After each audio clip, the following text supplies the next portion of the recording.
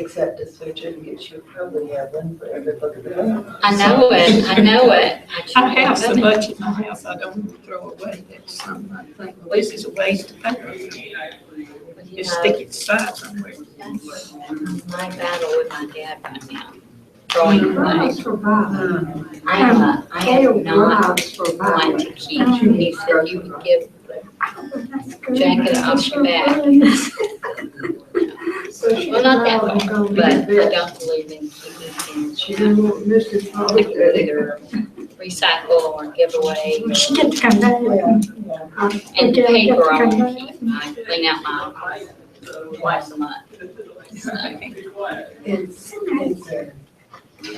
It's good that you have that. 7, 8, and 9. It is a discipline. I mean, It I is. don't understand chapter 7 and 8. well, see, when my mom passed away, I realized I don't think cards you that should. we received, there's no reason to keep. No, she kept everything from my dad's parents, her parents, all those cards, paper clippings, everything. I'm like, no.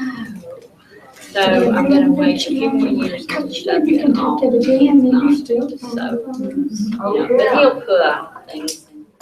I said, Cards, that's consolidated when he looks at. he does. Good morning. Oh, as long as they're there. Yeah, that's just the She point. talks about it. You know, when he finds something, he'll Okay. look at it. Linda got hers. I know that's there. Let's get away. You got yours?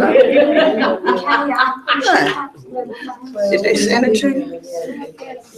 Huh? Who was that? I know, that's true. Okay. Well, my. Gwen, my daughter- okay. My daughter keeps telling me it's better. You got some new glasses. Was they reading glasses? And I'm not. Cause you can't see them. Okay, sure. Yeah, I'm doing Might that. be better because sometimes he Now, stands I'm up. trying to tell Mia, it's not good. What I is don't go to shredding, he class. doesn't know hurt it. I'm running home myself. It's not cold. It's not cold. It's not cold, but, you know, they said it's evening.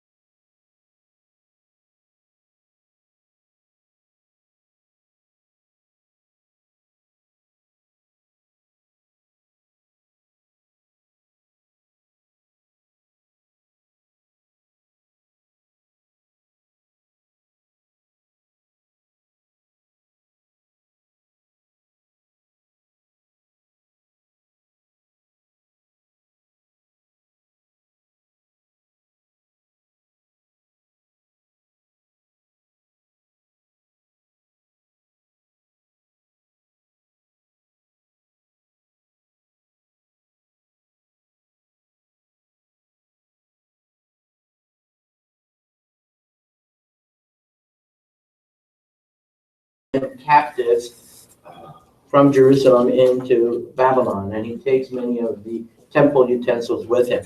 But we're also introduced to some very interesting wording that as much as Nebuchadnezzar, and here is this powerful kingdom that has now come and is at the gate, is at the door of Jerusalem. It is God is the one who actually delivers them into the hand of Nebuchadnezzar. God is always displaying himself as the one who is in control. Daniel wants to make sure that we know that that is the fact.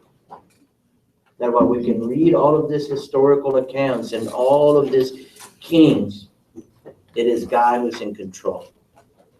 It is God who's in control. So we go from the historical setting and verses 1 and 2, and then to the introduction to Daniel and his friends.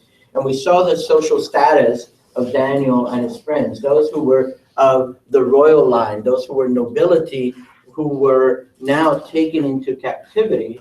But they were, in a sense, the best of the best that Israel had, and now they are being placed into service for Nebuchadnezzar. So they had a certain social status that they had, and then the qualifications. These were impressive young men that they were looking at, not only physically, but those who were already demonstrating certain knowledge, certain intelligence, certain skill, and those were in the young man that they were looking for to now put into the service of the king. Then we looked at the privileged status that they were also given. Here they are, they're going to be put into this amazing 3-year training process, ultimately to be able to serve the king. And not only are they put into this amazing education that would further enhance their ability of knowing languages, from economics, from astrology, and all of these things that they would eventually learn, but they were also given the food of the king, the food and the wine. And the purpose of that was so that not only were they intellectually going to be trained, but they were also going to be fed well so that they would physically as well be impressive servants of the king. And they were given this privileged status. From there, we moved on to discuss the aspect of their names and how Daniel and his friends, their names, were very much tied into their identity as followers of God and the people of Israel. Their names are changed also as an aspect of this is now your identity of service to the gods of the Babylonians. So now we come to verse says 8 through 16, and we find ourselves in this moral test that has now is going to take place. We ended our time looking at the fact that on verse 8, but Daniel resolved that he would not defile himself with the king's food or with the wine that he drank. What is interesting when you are going to look at this moral test and Daniel's decision, Daniel finds himself in quite a position. We said that as the food that was now given to them was food that was probably very heavy in meat content, probably pork, probably even horse meat. There would be food that was obviously not following the Jewish dietary laws. The wine in itself and the food and the wine would be offered to idols.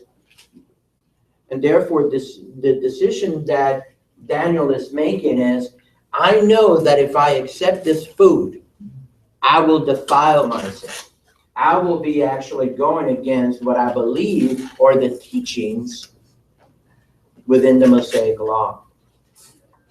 So he makes a decision. He is resolved that he will not defile himself with the king's food or with the wine that he drank. Therefore, he asked the question of the chief official. He asked a question that he would allow him not to defile himself. So somehow he makes a plea to him. And in asking him that question, most likely he's explaining to him why he would defile himself.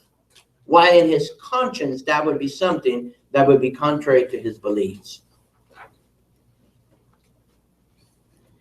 It's interesting because here's a young man that we've said is probably around 14 to 15 years old, but he already is very sensitive to the fact that to do now what would actually be considered a privilege, an amazing education with all this food, right? There were other young people that were not making this observation.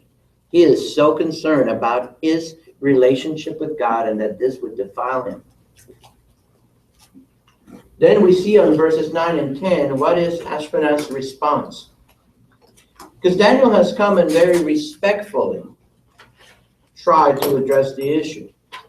Here's what is interesting then in verse 9 and 10. And God gave Daniel favor. Who's in the background, but not really in the background? God is active. God gave Daniel favor and compassion in the sight of the chief official. Somehow, the chief official is so impressed by Daniel, his request, his reason he's doing it.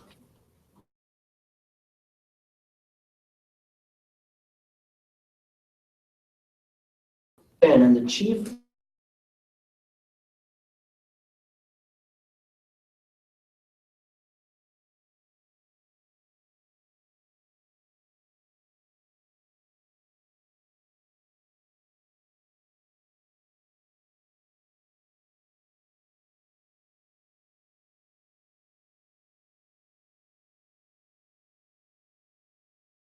allow himself,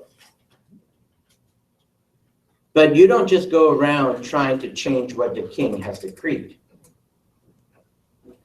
So he respectfully makes a request. He's courageous. How does the chief official respond? In a sense, he could look at him and go, wow, this young man's got some guts, right? In a sense, he's so passionate about the conviction of his faith. And now he has made this request. This chief official, in a very honest moment, says, I fear the Lord my king. What you are requesting, I fear the king. Here's a young boy, and here's a grown man. Courageous, and one that is admitting very honestly, I fear. I am one who has fear. I have fear of the Lord the King, who assigned your food and your drink. This is a command of the king. For why should he see that you were in worse condition than the Jews who are of your own age? So you would endanger my head with the king. He says, here's the problem with your request. I fear the king. This is something that he has commanded. What is going to happen when he sees you and you look all raggedy? The whole point of the privileges that you were given is that you're going to receive this amazing training and receive the food that's going to continue to strengthen and fatten you up and make you into a strong man. And if you don't partake of that food, and that was the command of the king, and he's going to see you all raggedy, what's going to happen to me? I fear for my head.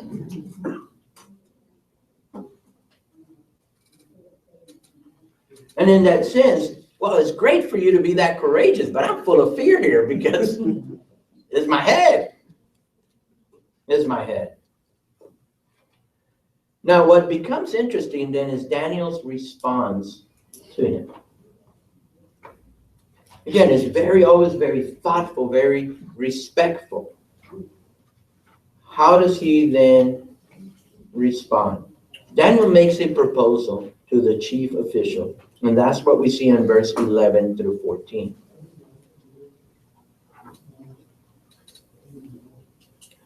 What he does, as we read here, then Daniel said to the steward, whom the chief of the officials had assigned over Daniel, Hananiah, Mishael, and Azariah, test your servants for 10 days. All right, let's do this. I know what I'm asking you, your head could be in the line, right? So just test your servants for 10 days. Let us be given vegetables to eat and water to drink. Right? Not this fine food and not the wine, just simple vegetables and water. And let's try that for 10 days. For 10 days. Then let our appearance and the appearance of the youths who eat the king's food be observed by you. Right? Just give us a chance, then you can observe. And deal with your servants according to what you see. All right, 10 days. If we eat this diet and we don't look raggedy, right? Let's just take that for a trial run.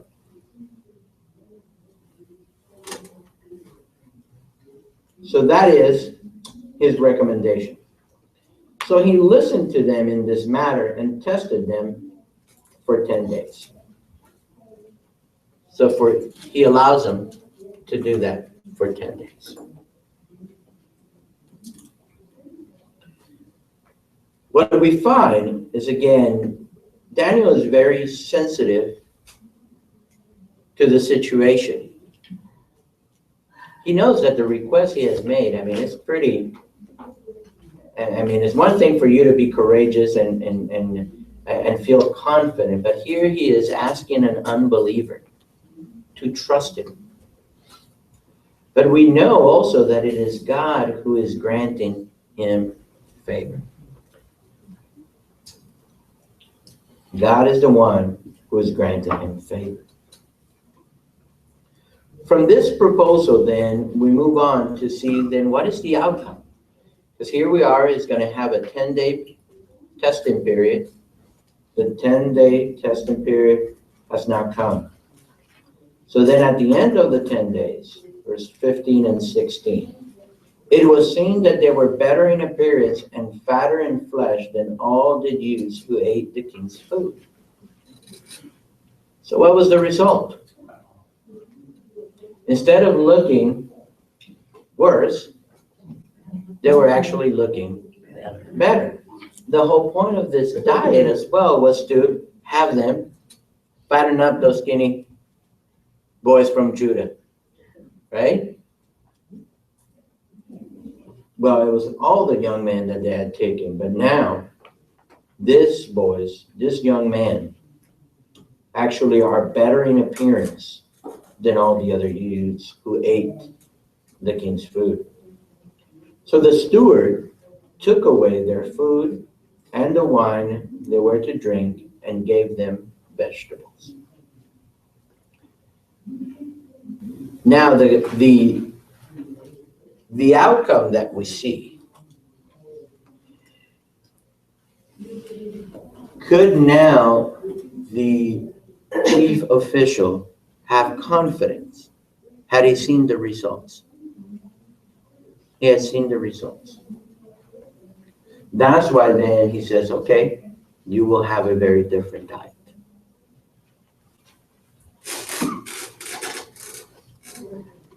Amazing how God is at work.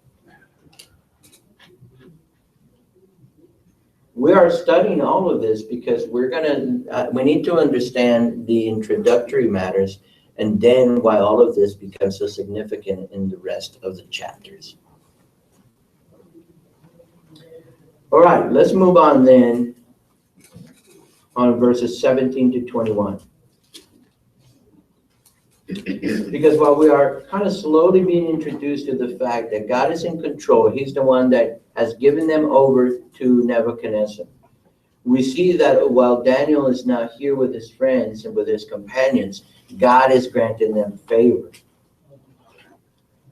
But then we see God's blessing upon Daniel and his friends, very specifically on verses 17 through 21. Now, verse 17 tells us, as for this 4 youths, right, this young man, and this specific 4 young men that are now part of this amazing training process, is that while they are being trained, right, God gave them learning and skill in all literature and yes. Several of you asked us to call and check on the kitchens, and we did so.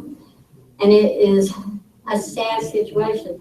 Mr. Kitchen had a massive stroke yesterday and passed away. And I believe their daughter was the one Anita talked to, and she just said, ask prayers for Mary. And that's all we know at this time. Well, let's pray for Mary at this time. Heavenly Father, how difficult it is for us to lose our loved ones, our dear brothers and sisters. We pray, Lord, that in this moment, as they grieve, may you comfort. May your love and the love of the saints come around them to encourage them. But Lord, what a joy to finally be released from the trials and tribulations of this life, of this world, to be with you. So we thank you that our dear brother is now with you, that the pain and the suffering of this life has ended, and the joy of eternal life is now his. But for his family who now remains, for Mary, may you come around them and love and care for them in amazing and tangible ways. May we, as those who know you and love you, be a source of encouragement, comfort to them. And Lord, we just pray this in your precious holy name. Amen. Excuse me, which one was he, please? Is it that? Is that here in the wheelchair? Oh.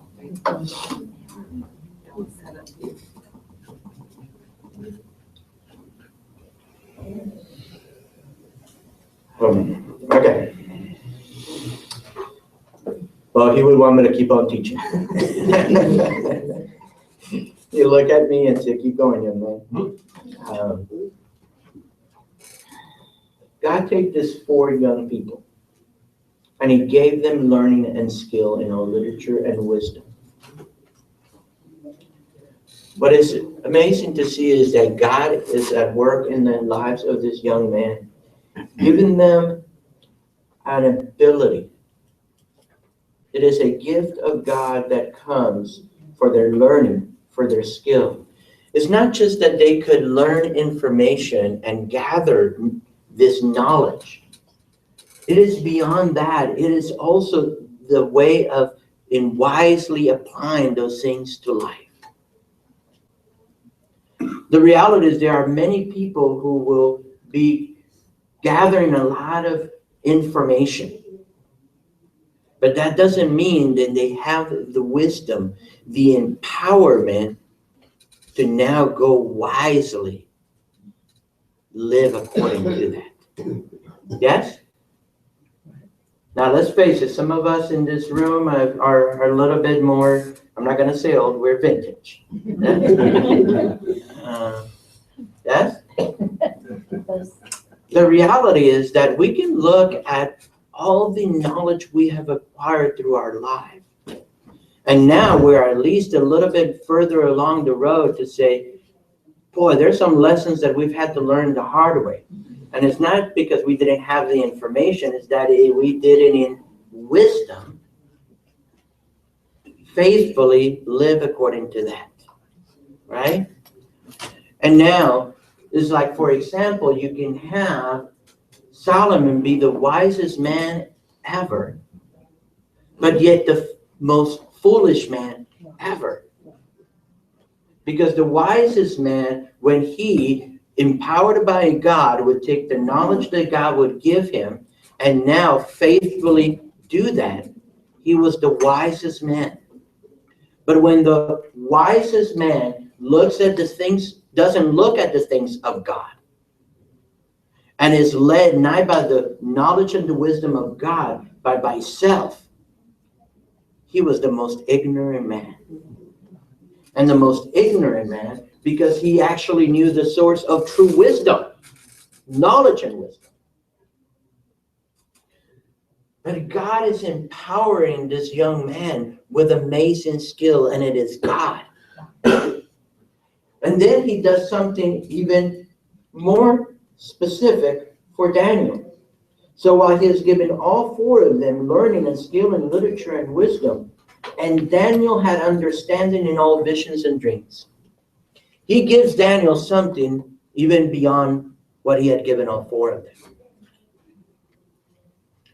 What is interesting is that Daniel, as he writes this,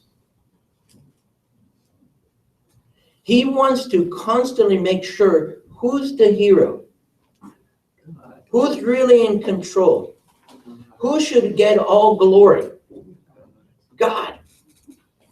Now, I don't want to take away, and Daniel, of course, is a great hero of our faith. Yes? Yes. But sometimes we do not give God then his due. Story of David and Goliath. Who's the hero?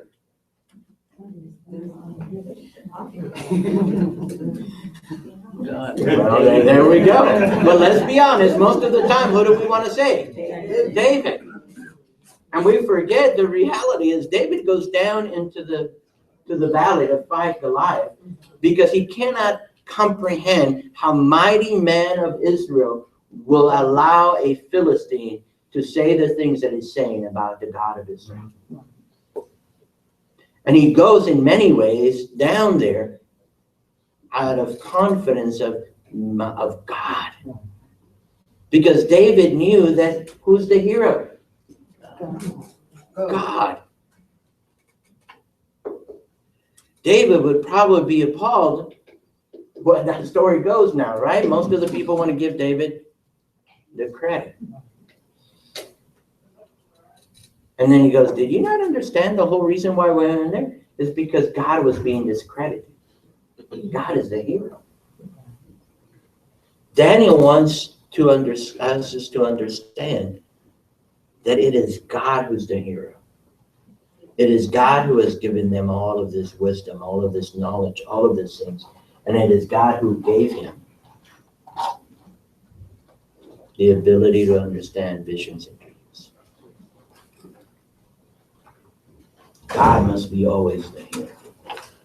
They are gifts from God. That's the emphasis of verse 17. Without God, this young men were nothing.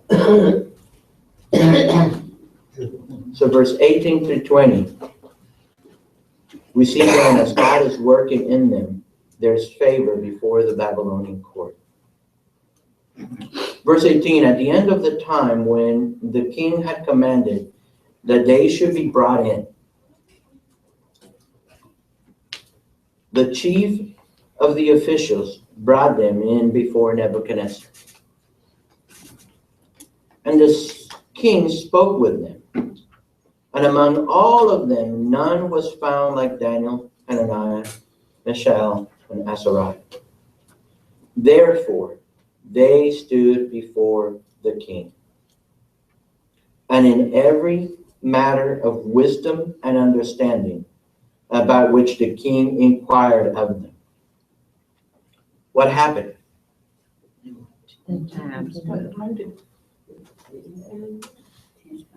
They were 10 times better than all the magicians and enchanters that were in all of his kingdom. This young man stood out. Why did they stand out? God. Right, God is really faithful on them.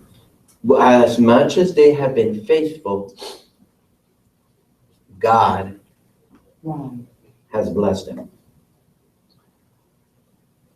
Now, again, we have to give Daniel and his companions some due. I mean, they worked hard. And here's the thing, they say, well, God gifted us, so let's just, it's just mediocre is okay, or barely making it. No, they excelled. They excelled. They were proven to be 10 times better. Not just barely, but they excelled. And as they excelled, Daniel, here's what is interesting then for us to keep in mind. Because the way that Daniel ends chapter 1 is very important to understand. As they excel, as now their time has come and they have been tested, and they have now proven to be, after this education, to be far better than any other of those who were trained for the king's service. Not only are they better in all of the knowledge, but they are now also very impressive in their appearance. And everything that they did, all those 3 years and the diet that they had, they were very faithful. But verse 21, and Daniel was there until the first year of King Cyrus. Here's an interesting way of ending chapter 1. How did we begin chapter 1?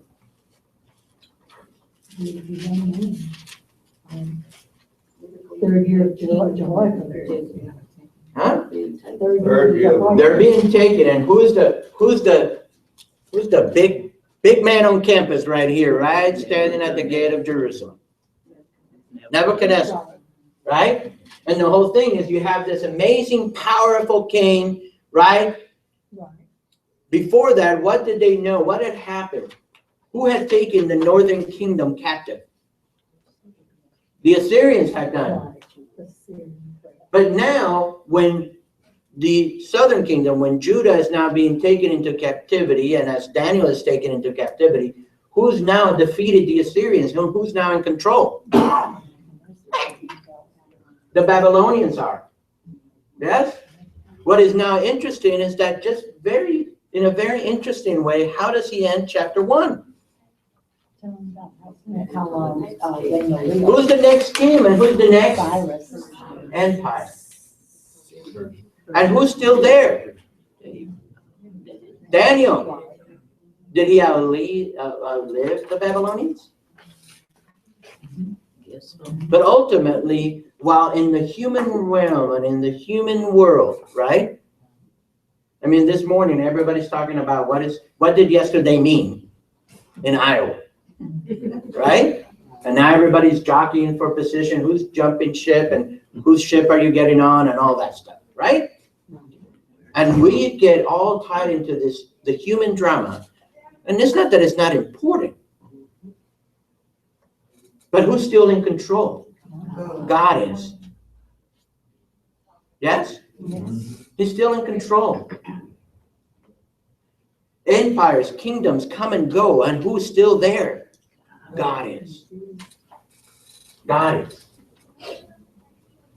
That's important because a lot of what we look at is about who's in control, who has authority, who has power. And the reality is that man keeps on thinking that he is. But ultimately, who really is in control? God is.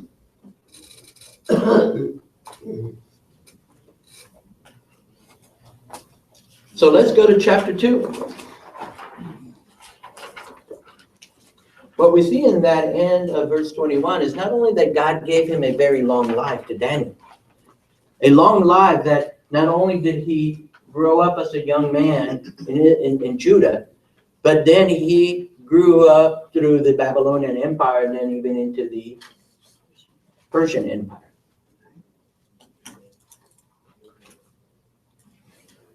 Now, as we come to chapter 2, chapter 1 begins to make a more sense because of what's going to happen here in chapter 2 and then all the way through chapter 12. We're going to look at his dream, and chapter 2 is all about his dream, but let's look at the circumstances of his dream in verse 1. Nebuchadnezzar's first dream, imparted to the monarch early in Daniel's experience in Babylon, is recorded here in chapter 2. The dream is significant because it provides a history of the world through 4 successive Gentile empires. And during the final phase of the 4th empire, all earthly dominion will be destroyed, and the kingdom of God that will endure forever will be established.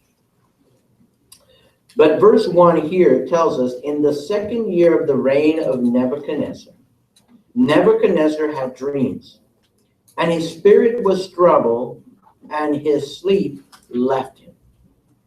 Now, let me explain verse 1 real quick, okay? And in a sense, the circumstances behind this, his dream.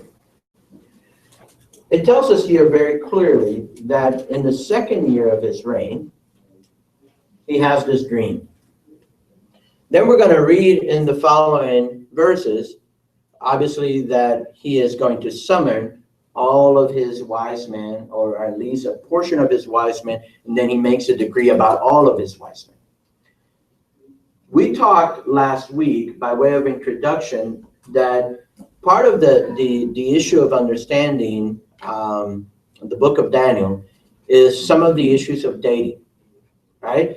So some of the questions for more students of the Bible go, wait a minute, let me start doing the math, right? 2nd year of his reign.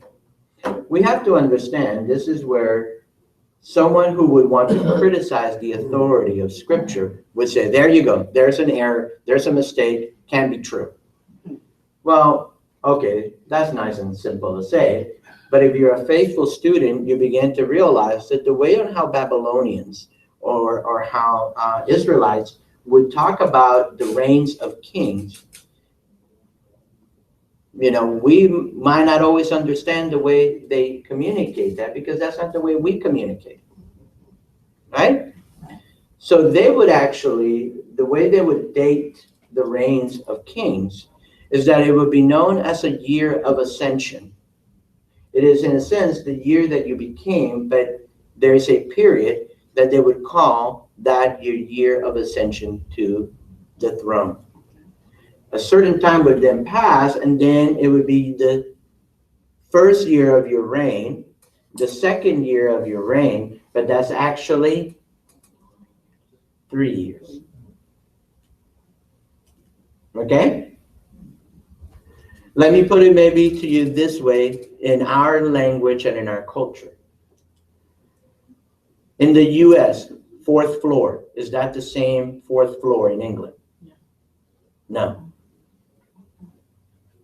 In some countries, and if they're superstitious on the number 4, like in certain Asian cultures, 4 is the number of death. So they don't have a 4th floor. We are superstitious in America, and there's some buildings we would go to and go up to the 13. No, it tells you it's 14. And I'm going, doesn't matter what number you give it, I know it's number 13, right? But it goes from 12 to 14, right? So that's where you got to understand, okay, the language and the way on how people communicate.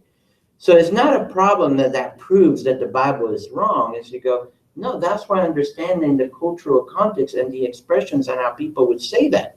That's when we even say when we go to the Gospels, well, the days, the timing of the days, right? Between a Roman calendar and a Jewish calendar, very different. Yes? I'll also put it to you this way. Go to a hotel or go rent a car, right? And if you go 1 minute over, you were there 2 days and 1 minute.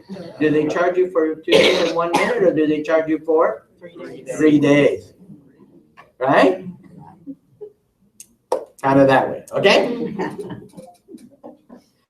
And all that stuff. Obviously, that's also even the issue when we talk about, well, how is it that Jesus was in the grave for 3 days?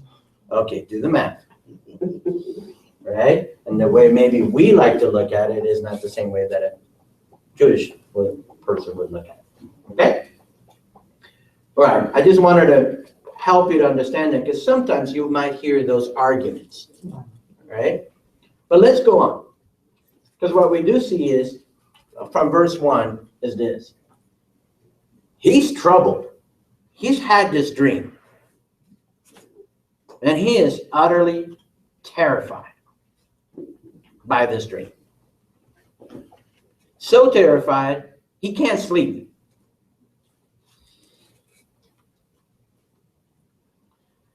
Now what we see then from verse 2 to 13 is really that one of the things that we're introduced is that in the court, in the royal court, you would have all of these magicians and sorcerers and astrologers, or even sometimes the word Chaldean is used of those who would deal with the astronomy and the moons and the stars and all of this. But now it was very common to have that in the court, because there was always supposed to be those who were very well trained, those who would give input into the king. But then also, remember, these individuals are trying to tell the king they are the ones who stand before the gods and man. And that they have a connection between this world and the other world. And that therefore, in a sense, their subsistence depends on their ability to speak in this world to give guidance to the king. Here's something. Each and every one of us craves to be able to somehow know the future. Yes? Most of you probably came here to this class because you want to know what's going to happen. Right? There were all kinds of speculations until the Iowa caucus yesterday, right? And a lot of stuff that they thought was going to happen didn't happen. Right? But there's a whole lot of prophets that this morning were not stoned. Right? Or at least so-called named prophets, right? But we kind of know that and want to know that. And we live, actually, not much has changed today. Because people are so hungry to know the future, to be able to what? Control it. It goes back to the issue of control, power, and authority. Yes? You want wealth? Yes? So someone can come and start saying, I will come and do a cleansing for you. Right? And you have a problem in love? Yes? I'll help you. I'll do a special spell for you. The love spell. Come on, we know Valentine's is coming. Right? It's the whole racket, yes? But throughout all of history, we've had that. People who would say that they have these powers and abilities. Right? I know some of you stay up late at night, at midnight, right? You're clicking through the channel. They're trying to sell you something, and if you act now, they'll send you 2 of them. For the price of 1. Yes? And they'll come on and they'll be trying to tell you, right? If you call this number, are you having money problems, problem with love? Call us. We'll guide you. We'll provide it. All these people that proclaim to be able to have this power and authority to control the things that we crave. Yes? Love, money, power, authority. So, here we find ourselves in verse 2 of chapter 2, beginning to look from verse 2 to 13 about the futility of the pagan interpreters that are now in the king's service. So let's look at verse 2 to 4 and look at the king is so troubled by this dream, troubled, and now he can't sleep. Then the king commanded that the magicians, the enchanters, the sorcerers, and the Chaldeans be summoned to tell the king his dreams. So they came in and stood before the king. All right, so in a sense, he's now, okay, I'm so troubled by this dream. I'm being tormented by it, and I cannot sleep. It's time for all of this, folks, right? Everybody I got on the payroll that somehow says they have this amazing ability of interpretation that they can give me or tell me and guide me as to what I need and want. asked the king, it's time for all of these guys to come and Tell me what it means. tell me what it means and earn their money. Yes? It's time to put up or Shut up. well, he's going to tell them something a little bit different. But, yeah. But so here's the thing. As he's now saying to them, right? And the king said to them, they come and they stand before him. And the kid said to them, I had a dream, and my spirit is troubled to know the dream. All right. Then the Chaldean said to the king in Aramaic, "O king, live forever." It's a nice way of live forever. Here's the other thing. Hope is not a newsflash, but Nebuchadnezzar is dead. Yes? Yes. But that's just a nice way of trying to butter him up.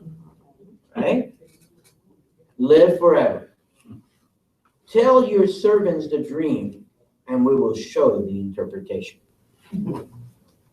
That's an interesting statement from them. In a sense, all right, tell us the dream, we'll interpret. The problem that you have is, okay, once I tell you the dream, then you can say whatever you think that dream means. And how do I know whether that's really the case or not? How do we prove that? So I had a dream that I'm a giant hamburger. Somebody interpret that for me? You're hungry. I'm hungry? Well, it could be I'm hungry, or I'm now showing my age and I've had horrible heartburn. And I'm paying for that giant hamburger I ate. Yes? But maybe you're wise and you start saying, okay, so tell me about that hamburger. Did it have lettuce? Did it have tomatoes? Did it have pickles? Let me interpret the pickle. And you can go crazy trying to all kinds of things, right? But now what is interesting is that for whatever reason, Nebuchadnezzar is so troubled. And he knows if I tell him the dream, who knows what crazy stuff they're going to say. But he is profoundly troubled by this. This is not any regular type of dream, right? For him, it's very serious. So they come in, okay, live forever. Tell us the dream. So here they are now standing before him. And then this is what he demands of them. Verse 5 through 9. The king answered and said to the Chaldeans, "The word from me is firm." Right? He doesn't sugarcoat it. He just wants to specifically say, the word from me is what? It is firm. It's a nice way of also saying, by the way, guys, I'm dead serious. Right? Listen to what I'm going to say. The word from me is firm. If you do not make known to me the dream and its interpretation, you shall be torn limb from limb, and your houses shall be laid in ruins. That's not just a simple be quiet or a more crass way of shut up. It's like, okay, if you don't do this, I'm going to tear you limb from limb, and I'm going to basically burn your houses to the ground. There'll be nothing left. But if you show the dream and its interpretation, you shall receive from me gifts and rewards in great honor. Therefore, show me the dream and its interpretation. So in many ways, he said, all right, it's time for you fellas to earn your keep, because I've been carrying you. You've been living, prancing around over here like you know something, right? Eating my food and being all up in here, walking around like you're hot stuff, right? So now it's time for you. Tell me what my dream is. And if you don't tell me what it is and interpret it for me, I'm going to tear you limb from limb. I'm going to lay ruin to your homes. Okay? But if you do this, I'm going to give you honor and the things far beyond what you could imagine. That's what I'm going to do. So let's do it. So how do they answer him? And he started by saying, my word is firm. He didn't stutter. Right? He wasn't like, hey, maybe if you guys can do this. He's like, no, my word is firm. You better do this, and if you don't, some serious consequences and repercussions. Okay, so verse 7. They answered a second time and said, let the king tell his servants the dream, and we will show his interpretation. So again, my word is firm. This is what's going to happen. Their reply is, okay, well, tell us. Come on, king, tell us the dream. We'll interpret it for you. Yeah, what part of firm did they not understand? It's a nice way of, they know what he just said. It is tough and impossible to do. But let's go on. So verse 8. Then the king answered and said, I know with certainty that you are trying to gain time because you see that the word from me is firm. So you guys are stalling because you know I'm serious. My word is firm. And now you're just stalling. And then how do they respond from that? All right.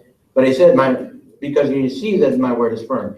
If you do not make the dream known to me, there is but one sentence for you. All right, you know my word is firm. You try and install.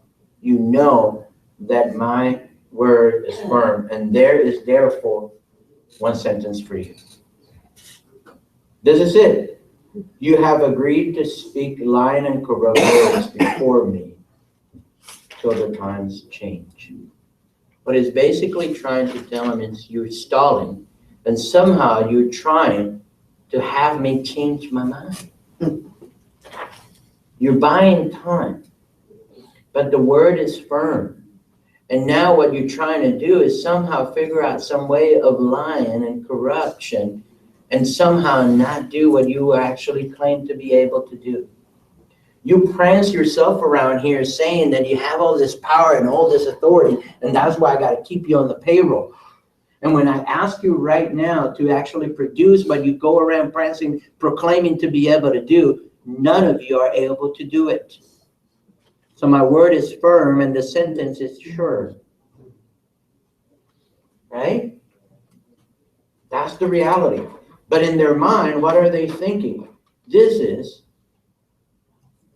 impossible. Therefore, tell me the dream, and I shall know that you can show me his interpretation. See, if you really are all of this that you claim, tell me the dream and then interpret it for me. Come on. This is your time. Do what you claim to be able to do. So then, let's go on and read then what happens. What happens? Now, they admit their actual inability. Right? Remember, they've been walking around acting like there's something. Yes? But now, they have to admit their inability. Verse 10. The Chaldeans answered the king and said, there is not a man on earth who can meet the king's demand. There's not a man on earth who can meet your demand. Well, that's interesting. Because they go on to make even more interesting comments. For no great and powerful king has asked such a thing of any magician or enchanter or Chaldean. It's a nice way of trying to say to him, what you are asking, no great king, right, and powerful king has ever dared to ask the impossible of men. It's a nice way of trying to say, wait a minute here, Nebuchadnezzar, because you are actually going way beyond what any great and powerful king would ever even dare to ask. Again, they're stalling and wanting him to reconsider the firm word that he has given. You are actually going beyond what any great and powerful king would ever dare to ask. There's no man that can fulfill what you ask. Then verse 11. The thing that the king asked is difficult, and no one can show it to the king except the gods, whose dwelling is not with flesh. It's interesting that they admit to him that from a human standpoint, there is no one that can do this. There's no man that can do this. That is only something that the gods can do. But then the question would be, but the whole essence apparently of what your existence is here in your job is that you are the ones that communicate between the gods and man. That's the whole job description. That's what you're supposed to be able to do. And now you tell me that there's no man, and by the way, you're admitting you are all just mortal man. And that there's no way you can do this. It can only be a God, and it cannot, and they do not dwell in flesh. They are not of this world. And therefore, no one in this world could possibly tell you that. They have admittedly that they do not have power, control, and authority. And they're trying to remind the king that you are acting unlike any great and powerful king in expecting and demanding of mortal man to do what only the gods can do. And that therefore you are stepping outside of the tradition of great and powerful kings and asking something unreasonable. And there is no one that can do that. Yes? That's why then the story of Daniel, as we'll see, takes so much great importance and significance. Because is their statement true? No. There is a man who can do that. Yes? There is. So as we then go on and look at verse 12 through 13. So the king has heard him, and because of this, the king was angry and very furious. Why is he angry and furious? They couldn't do it. And not only could they not do it, but now they're trying to play him a fool. Yes? In a sense, they're trying to go, if you ask the impossible, then, and you act outside of the norm of the great and powerful kings, you are a horrible person. And now let's get this straight. Nebuchadnezzar was a horrible person. Right? I mean, but the reality, they're trying to somehow buy some time and go, what you ask? Look, if I'm going to go out, I'm going to just, say it. What you're doing is impossible. What you're asking is impossible. This is an outrage. We're going to die because you're asked things that are impossible. So let the record show that we couldn't do it because what you ask is impossible. It's unreasonable. So let's go die martyrs. And it's all about that the king was a horrible person. Well, yes, he was. But the reality is they had been caught in the fact that the things that they pranced around saying that, claiming that they could do, they could not do. And they self-admit, really, that is not what a man is capable of doing. Only God can actually reveal that. Right? And in many ways, their gods couldn't do it, and their gods were not speaking to them. There was no genuine power and authority. So now the king is very angry and furious and commanded that all the wise men of Babylon be destroyed. What, his word firm? Yeah. His word was firm. Okay. Kill them all. So the decree went out, and the wise men were about to be killed. And they sought Daniel and his companions to kill them. So the decree goes out. Now, I want us to think about just the scene there in front of the king. Right? The decree goes out. Probably this guy's, and again, this is holy speculation, right? Holy embellishment, because we weren't there and it doesn't really tell us, but I can probably imagine holy speculation. The decree goes out where this guy's very happy. Would there be a lot of panic, a lot of, that's? Yes. Now, what is also interesting, this guy's leave there and they go immediately to find all the wise men. And they have commands to kill him. The king is angry. He is furious. If you are a soldier and your king has just sentenced all of these wise men to death, and you saw them stalling, that only made him angry and angrier and angrier. And now your king says, go get them. It's kind of like, okay, so let me check again. What did you say? No, they're out of there, and they're going to go immediately to do what he commanded. Because the decree has now just gone out. He ain't a happy man. So they're going with all haste to execute all of the wise men.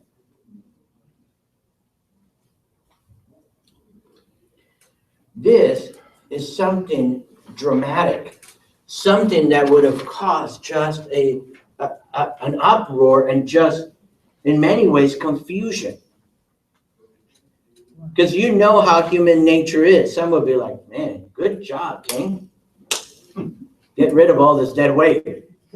Yes? Others would be what? Horribly terrified. In a sense, who's next? So the soldiers have to go and quickly do what the king has commanded. But this is drastic. But is it drastic? I mean, in a sense, if they claim to be able to do the things that they claim to do, then do it. They can't do it, well, okay. Then, in that sense, what good were they for?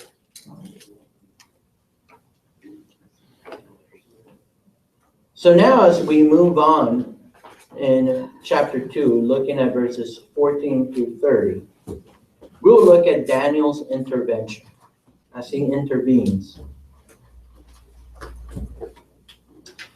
And I'm going to leave you with this little teaser, right? As we will look at in the next time we're together. Here's what is interesting about this verse, starting in verse 14. Then Daniel replied with prudence and discretion to Ariel, the captain of the king's guard, who had gone out to kill the wise men of Babylon. Here's what's interesting. Obviously, the king had called all these individuals to come and interpret the dream. Not all the wise men were there. He had called a specific group. The group that apparently claimed to have this power and this authority. Now, in a severity of what he wants all of the wise men's blood.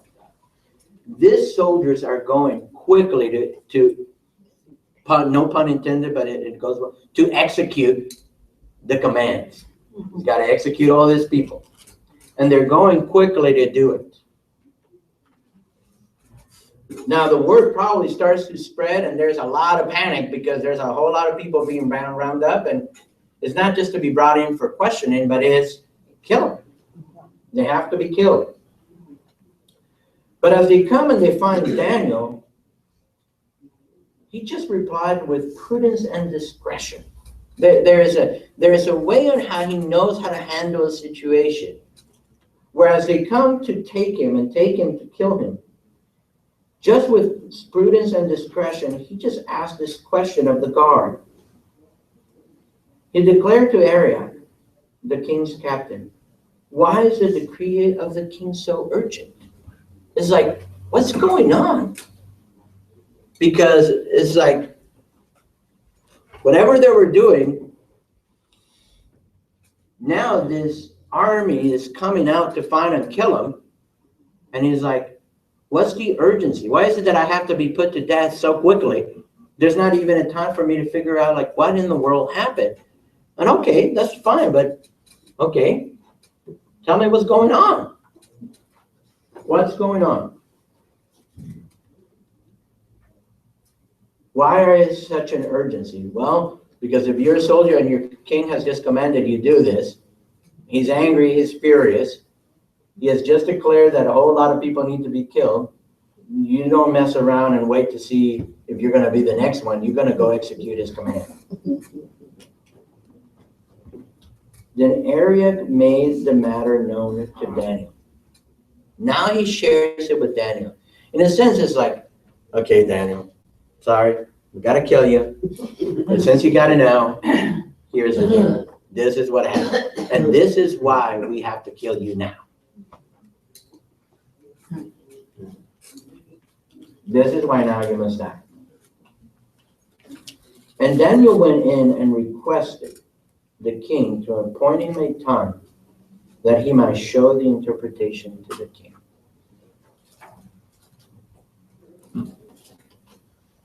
Is this an interpretation kind of situation, or was it, because since he's asking these wise men to read his mind and then tell him what the interpretation is there to interpret, is that correct? Because the reading his mind is the problem. Were they typically asked to just interpret dreams after they've heard what it is, or was this over and above what they usually ask in terms of? Yeah, the reality is that they would be told the dreams and then they would interpret the dreams. So what they were being asked to actually tell me the dream. That's the hard part then, right? That's the hard part. And that's what he said. That's what the king is saying. Look, if you really are so connected and all of this stuff, then the reality is the dream so troubled him that he said, if I just tell it to them, who knows what crazy stuff they're going to come up with. Yeah. The key to his comment was what the king said, you have conspired to tell me misleading and wicked things, hoping the situation will change.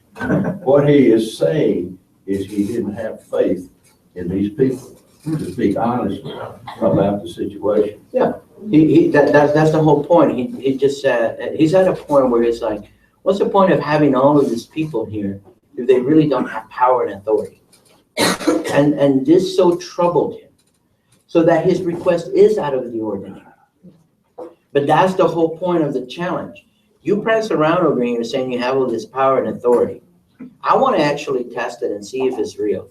I don't have confidence that you really can do the things that you do, right? And probably he knows what other things have happened.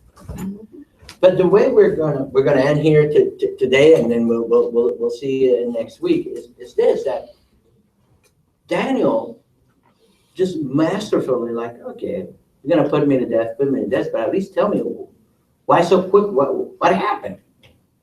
And he's got to have such a relationship with the people that are like, look, Daniel, we just follow orders. We love you, but we got to kill you.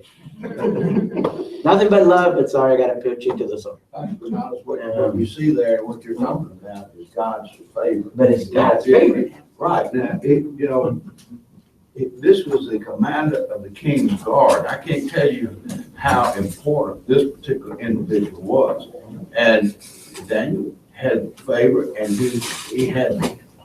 God gave him the ability to communicate with tact and with wisdom, but he had to have God's favor to even be able to. God is the one that's in control. And he had to have God's favor with that particular individual to respond to him and tell him exactly what the situation was, because that's not normally what would happen in that situation. What would happen would be the king's guard would take out, do the king's command about as fast as you could snap your fingers, and that would be it. You know? And then it goes further and says he went in to speak with the king, and that would be a highly unusual thing to happen in this type of situation. Yeah, the circumstances between us, that's the thing. The king is so disturbed by this, and he just wants an answer. But he's so disturbed by it that he doesn't trust his wise men to give him the proper information. This is not a dream like he has ever had a dream, right?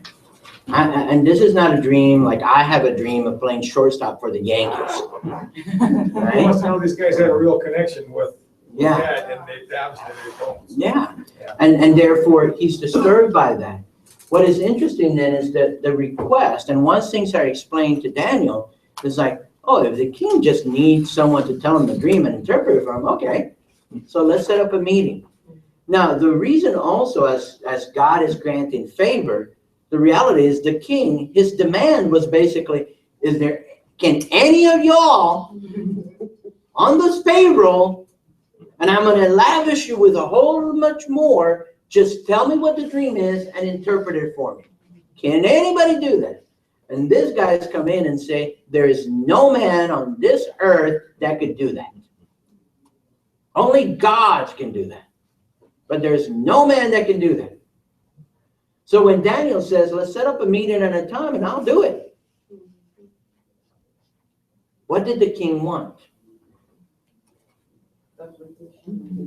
Is there somebody here that can tell me the dream and interpret it for me? Okay? Now we go back to that. It's God, because we already know what did God do? He gave Daniel the ability to understand visions and dreams. That's why it's important. Right? So in a sense, that's why, we have the advantage of knowing the story. But we can't miss that it was God who gave him that ability. Then again, what was the scene with the king? They're telling to him, there's nobody on this earth that can do that. That's power and authority way beyond us. Daniel is trying to remind us, God gave me that ability. Power and authority, where does it really come from? From God. And therefore, the importance and significance of all of that. And then as we come together next Tuesday and we'll look further into this, that's again what we need to see.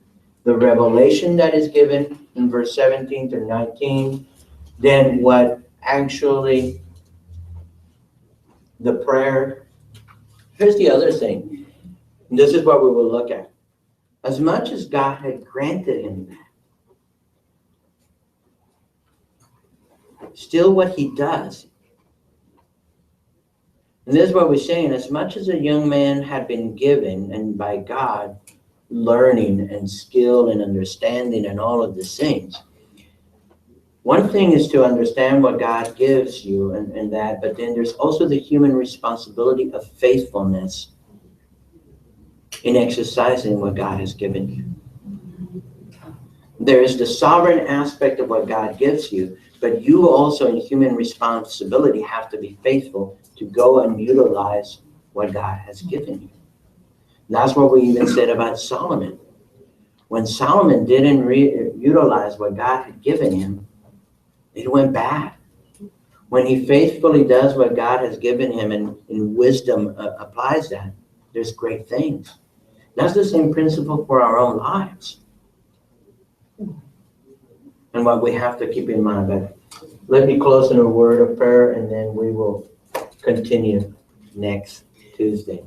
That's a great question and observation. That's the thing. We get to see the big picture. They're saying there's no one that can do this, and we go, we know someone. His name is Daniel. Hello. Right? We get to see that is.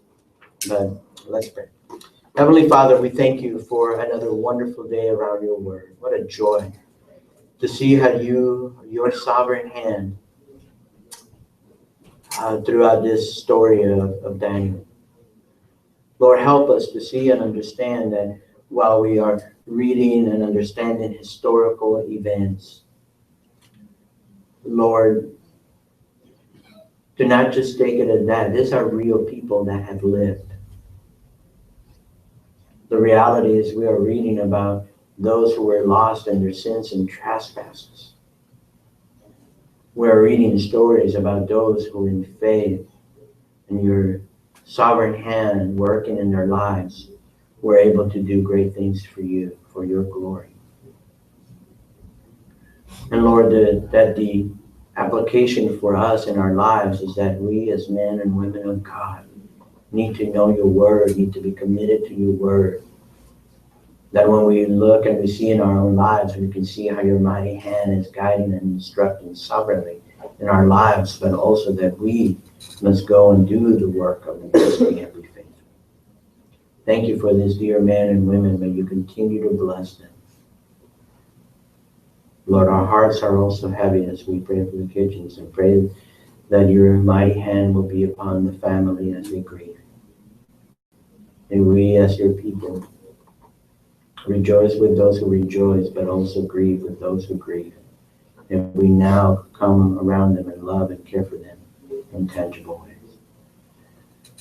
Lord, as we leave this place, but never from your presence, may we glorify you in a faithful proclamation of the gospel to the lost and inviting the brethren to journey with us in love and good deeds. And Lord, we pray this in your precious holy name. Amen. Amen. Dr. Bernard, is it okay if we bring a card and people in the class? Yes, that would be We all send it.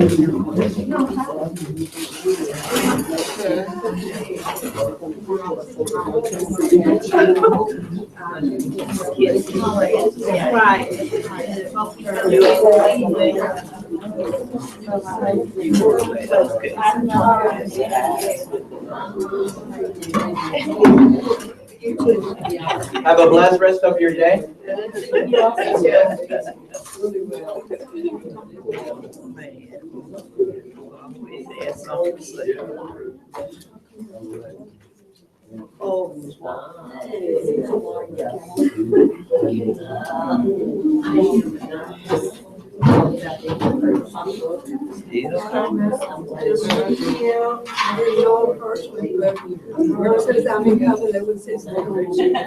And get in the bed in the morning. But you will not do. Yeah. Don't do that. Whose birthday?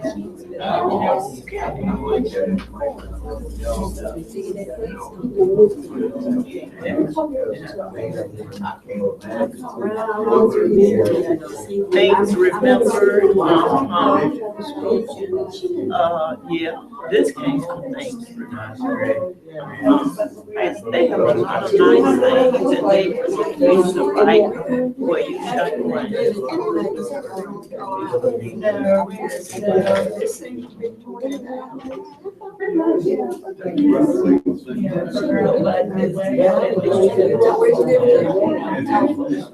They will engrave it where you walk around the shopping center.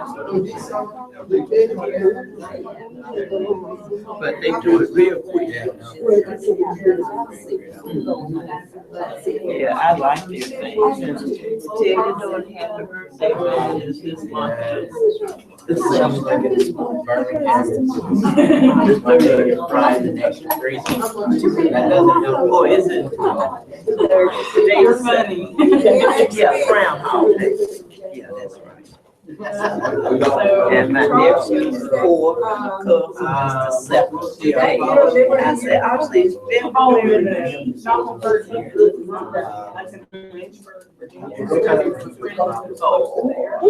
There's one someone that is assigned to be the main person. So when you get your cigarettes, be careful here. For many of the schools around here, they stay We went through West Virginia. will trigger for the closure of all of Most mountains, but you know that. Lots of So, You know, Carolina has some. they, They got some beautiful. when they get the word that they need to close, then an email and text message goes out to remind the schools in this area, us being part of I know, I saw it, this. but it was so Closure. long ago. And there wasn't a lot. So until we get that, then we just kind of keep going. And that's kind of that's how then we make our decisions. And sometimes it works. Oh, yeah. Let me tell you, it didn't work. 2 years So I ago, found another job and they. Sue and I, we Alter their left. schedule. She And wanted to see we it got. started for Christmas. Hey there, young lady. Get something sweet. Yeah. I'm doing okay. Yes, ma'am. How about you? Good. Yes, snack.